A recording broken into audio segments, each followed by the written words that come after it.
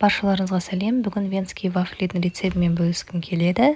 Ең бастысы қолжетімді ингредиенттерден жасалатын, дәл осындай жұмсақ шайға арналған керемет тәтті печеньенің рецептін ұсынғым келіп тұр.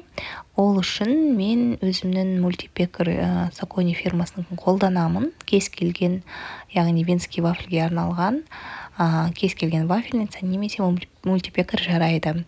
Бұл мультипекердің арнайы осындай насадкалары бар, осыны қолданатын боламын. Алдыменен 3 жұмыртқаны арнайы ыдысқа жарып аламыз. Яғни жұмыртқаның бөлме температурасында болған негізі дұрыс болады. Жалпы қолданылған барлық ингредиенттер бөлме температурасында болғаны жақсы болады.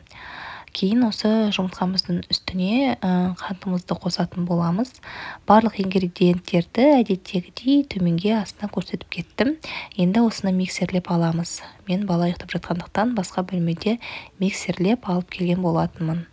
Кейін осы миксерленген ыдысымызға сары майымызды құятын боламыз. Сары майды міндетті түрде ертіп алу қажет болады.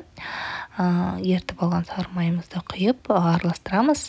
Мен ең бастысы жұмыртқа менен қантымызды миксерлеп алғаннан кейін қалғаны меншікпен жасадым. Кейін осының үстіне қаймақ қосамыз. 2 ас қасық қаймақ немесе 1 стақан айран қосуға болады. Немесе айран, немесе қаймақ.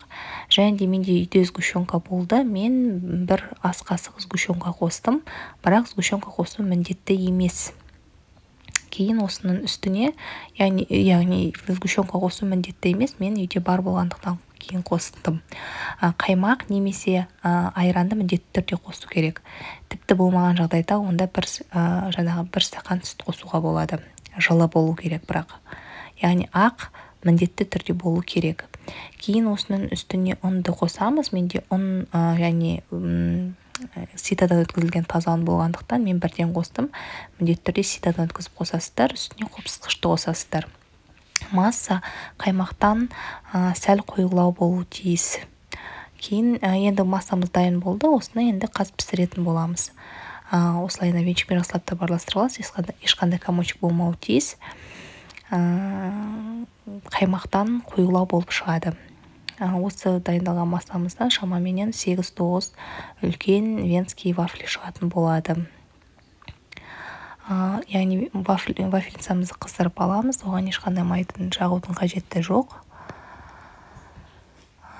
Кішкене қыза бастаған кезде осылайынан бір қасықтап, егер де қатты қалың қаласаңыздар, массасын көп қосуға болады. Жұқалау қаласаңыздар, массасын аз қосуға болады. Жұқалау алдып жасайтын болсаңыздар, онда көбіректеу шығады. Жасыл индикатор менде жанған кезде ол дайын екендігін білдіреді. Осылайынан барлығын пісіріп аласыздар. Кімде индикатор жоқ, ол шамаменен 2,5-3 минуттың ішінде негізі піседі. Қалында болса кішкене көбіректеу ұстайсыздар, жұқа болса тез піседі. Осылайынан барлығын 2 жақтап пісіріп дайындап аласыздар.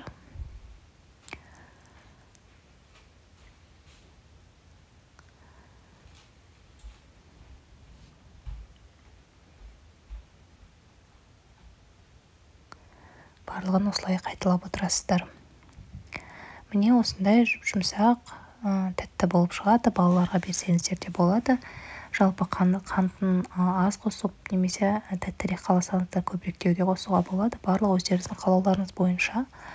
Ең бастысы қант пенен жұмыртқасын жақсылап араластырып алсаңыздар, осындай үлпілде күшті болып шығады.